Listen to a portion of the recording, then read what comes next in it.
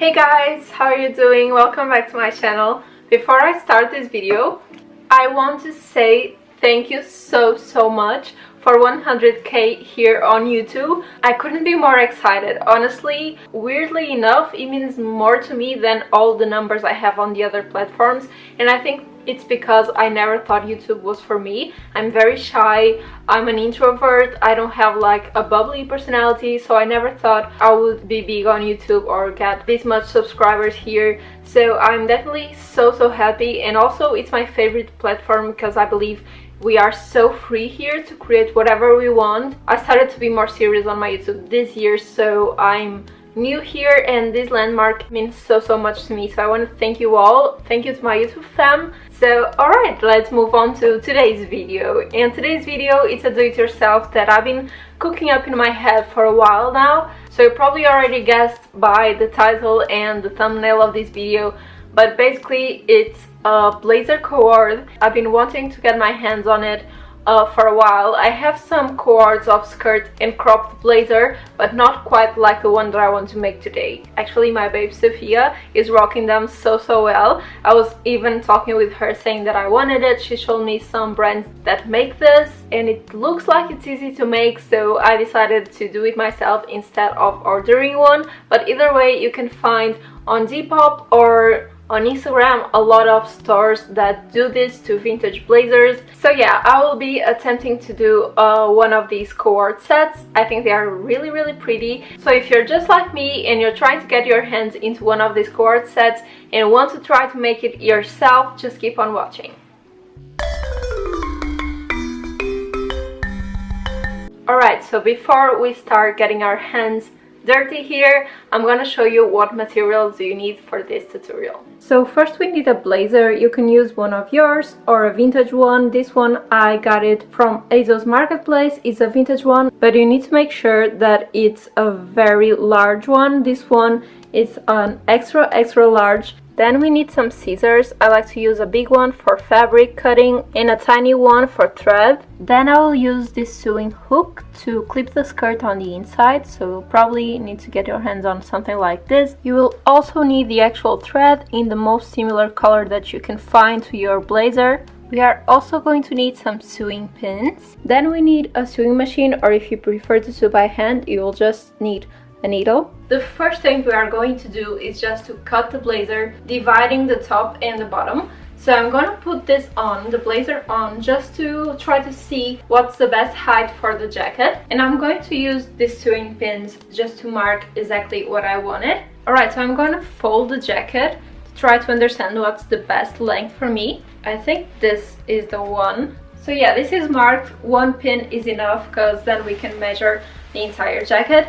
Alright, so here we have the blazer with the marking. We don't want like a raw edge here, we really want a beautiful sewing edge. So just going to cut it 2 centimeters below the marking.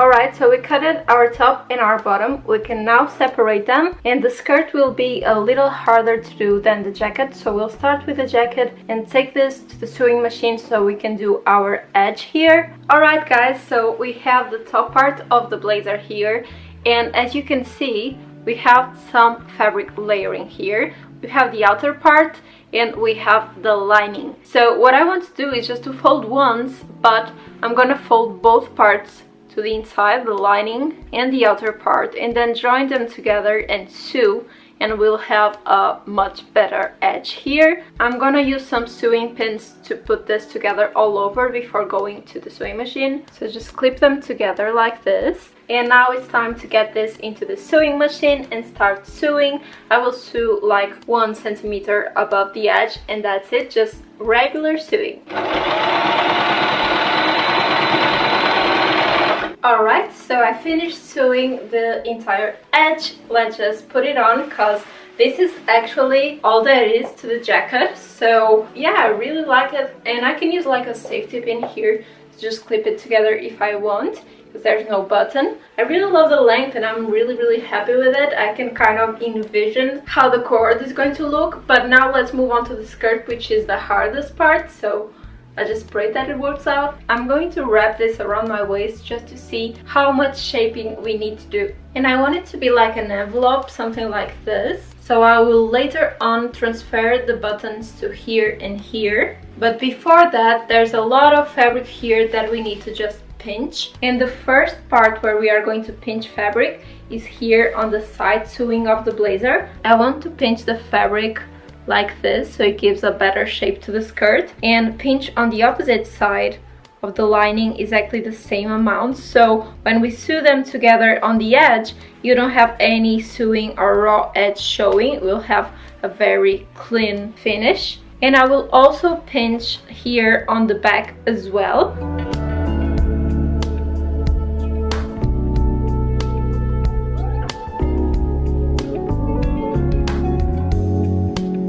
We now have 3 pleats here, and now it's time to try to see if we need to adjust and pinch more fabric or if it's enough to fit our waist. I kind of really like how it fits, so I'm gonna take this to the sewing machine now and sew all the pleats we made here. Alright guys, so now we are about to sew the fabric that we pinched. So we have the marking here, and we are going to sew like a straight line from the place where we put our first sewing pin, and just do like a diagonal until it smoothly reaches the sewing that's already here from the side sew, not only to the outer fabric but also to the lining. We need to do this separately so then we can sew the edge.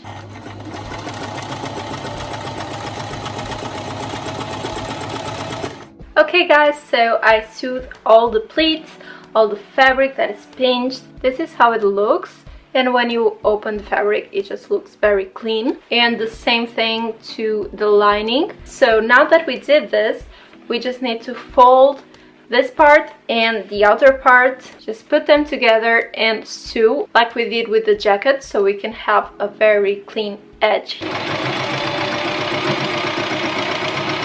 So I finished sewing this edge over here, and it looks really good, and the pleats also look good, so I'm pretty happy about this so far. Now the only thing that is missing is the placement of the buttons and the sewing hook. But before I do that, because I need to put this on and measure exactly the place that I want for the buttons and the sewing hook, I need to remove the buttons from their original placements. So I'm going to use my small scissors for this, and very carefully, without making any holes on the fabric, I'm just going to start cutting the thread involving the button to remove it. This should be very easy and fast, as you can see. Alright, so no more buttons here. So I think I'm going to place the hook right over here. I'm going to use a sewing pin to just mark the place. And then I will place the buttons one over here. I'm gonna mark the place too. And the other one over here. I think it looks good, so I'm just going to take this off and start the buttons and the hook.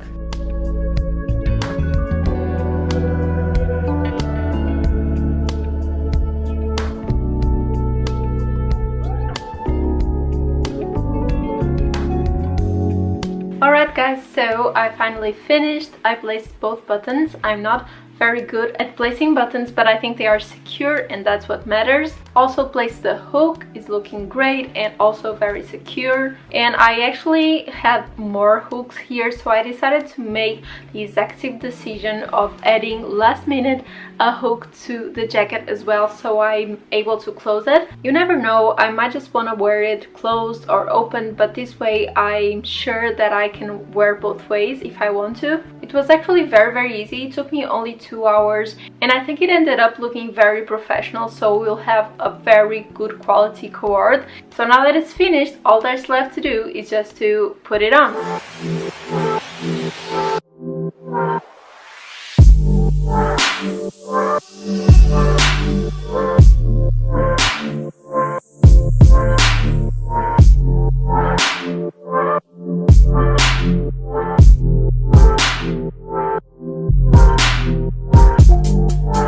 Alright guys, this was it.